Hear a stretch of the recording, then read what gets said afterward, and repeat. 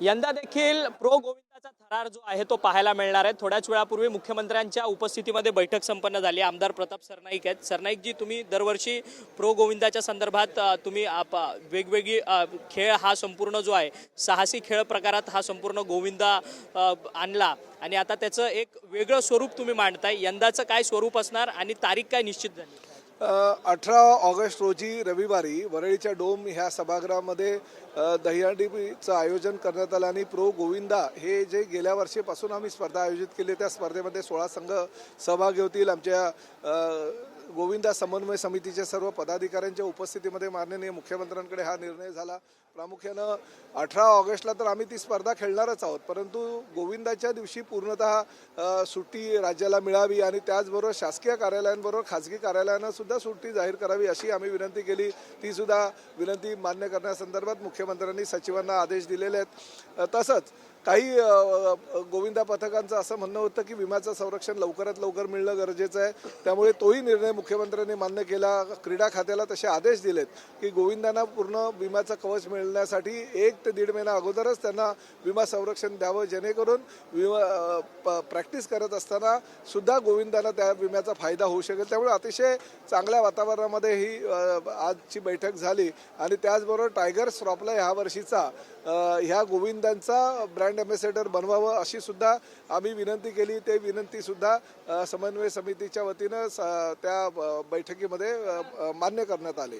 त्यामुळे 18 ऑगस्टला होणारा प्रो गोविंदाची स्पर्धा ही फक्त मुंबई ठाण्यापुरती मर्यादित राहिलेली नसून महाराष्ट्रातील इतर जिल्ह्याचे संघ सुद्धा त्या ठिकाणी उतरतील आणि 16 संघांना अंतिम फेरीमध्ये भाग घेता येईल। सर, खरं तर मुळात ठाण्यामधल्या तुम्ही आमदारांमध्ये ही संपूर्ण दहीहंडीची जी प्रथा आहे ती मोठ्या प्रमाणात रुजली। थरांवरती थर एक वेगळा अनुभव तो आपण सगळ्या दरवर्षी अनुभवत असतो, परंतु उंचीच्या मर्यादेवरतून सातत्याने प्रश्नचिन्ह जे आहेत ते निर्माण होताना पाहायला मिळत आहेत। कारण की होणारे अपघात, त्याच्यानंतर सामाजिक संघटनांचा आक्षेप, या सगळ्या संदर्भातलं काय?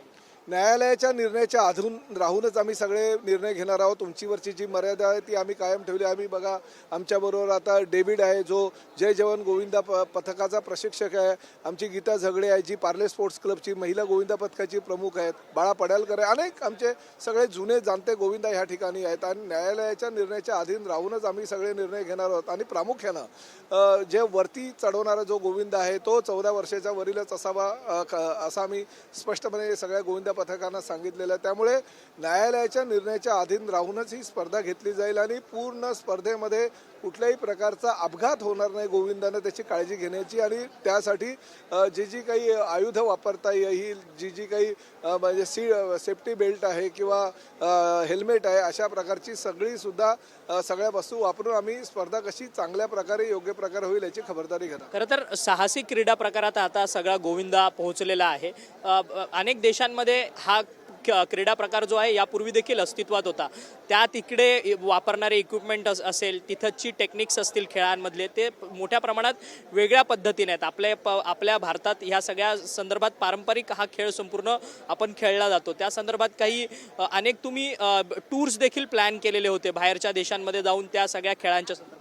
नाही, बरोबर आहे। स्पेन ह्या देशामध्ये गोविंदा हा रेग्युलर खेळला जातो आणि त्या ठिकाणी एकावर एक असे 5-5, 6-6 एक्के लावले जातात। त्यामुळे त्यांचा फार सिस्टमॅटिक पद्धतीनं हा खेळ तिकडे खेळला जातो। शासनाच्या वतीनं त्यांना खूप काही मदतही मिळत असते।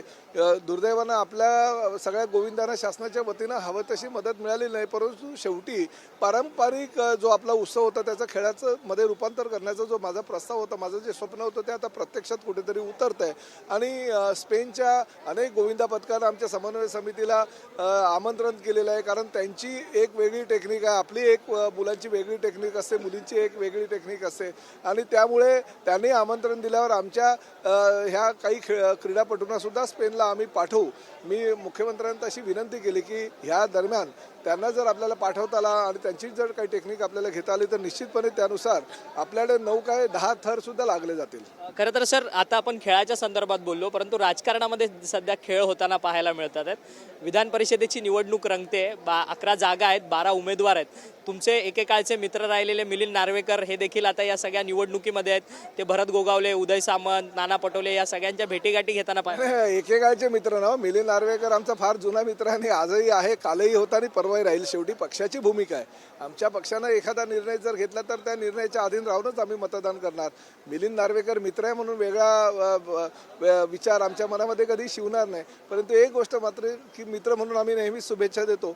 शेवटी कसं आहे की मी आधी म्हणालो होतो की मिलिंद नार्वेकर चांगले क्रिकेटपटू आहेत, ते गोलंदाजी चांगली आहे, फक्त त्यांच्या गोलंदाजीमध्ये विकेट काँग्रेसची उडते की राष्ट्रवादीची उडते हे बघणार आहे. कारण राष्ट्रवादीकडे फक्त पवार साहेबांच्या गटाकडे जे आहे ती 8च मतं आहेत आणि शेवटी त्यांनी जयंत पाटलाला उमेदवारी दिलेली आहे. त्यामुळे विकेट कुणाची जाते हे आम्हाला बघणं 12 नार्वेकर जिंकतील असा तुम्हाला विश्वास आहे? नाही, विश्वास असं नाही आहे, परंतु त्यांच्याकडे 16 मतं आहेत तर त्यामुळे काही वजाबाकी होईल. आता शेवटी 12 तारखेला निवडणुकीचा जो रिझल्ट लागतोय त्यावर कळेल. कारण गेल्या निवडणुकीला भारतीय जनता पक्षाचे असलेले प्रसाद लाड सुद्धा 16 मतांनी निवडून आले होते. मिलिंद नार्वेकर खरोखरच चांगले उत्कृष्ट क्रीडापटू असतील तर त्यांनी काहीतरी कलाकारी करणं गरजेचं आहे, नाही तर जयंत पाटील निवडून येतील. अपक्ष आमदारांवरती खूप मदार आहे यावेळेसची. वंचित त्या बहुजन विकास आघाडीचे हे जे प्रमुख आहेत हितेंद्र ठाकूर त्यांची मला काय कल्पना नाही आहे, कारण आमच्या पक्षाचे वरिष्ठ नेते मंडळी त्या बाबतीतला निर्णय घेत असतात. वरिष्ठ स्तरावर त्यांची चर्चा चालू आहे. परंतु एक गोष्ट मात्र नक्की, आमच्याकडे 9 विधान परिषदेचे सदस्य निवडून येण्याची आमची ताकद आहे आणि ती ताकद पूर्णपणे आम्ही अंमलात आणून आमचे 9च्या 9 सदस्य निवडून येतील याची आम्ही काळजी घेऊ. धन्यवाद. तुम्ही आमच्याशी बातचीत केली. होते प्रताप सरनाईक, जे शिवसेनेचे आमदार आहेत. प्रो गोविंदाच्या संदर्भात यंदा देखील हा उत्सव जो आहे तो दुसऱ्या वर्षी मोठ्या उत्साहात साजरा केला जाणार आहे. त्या सगळ्या संदर्भाची बैठक सुद्धा झालेली आहे आणि त्याचसोबत विधान परिषदेच्या निवडणुकीमध्ये मिलिंद नार्वेकर हे कोणाचा विकेट घेणार हे पाहणं अत्यंत महत्त्वाचं ठरणार आहे, असं सूचक विधान जे आहे ते प्रताप सरनाईक यांनी आपल्याशी बोलताना केलेलं आहे. व्हिडिओ जर्नलिस्ट खंडू कसबेसह अक्षय मंकानी, TV9 मराठी, मुंबई.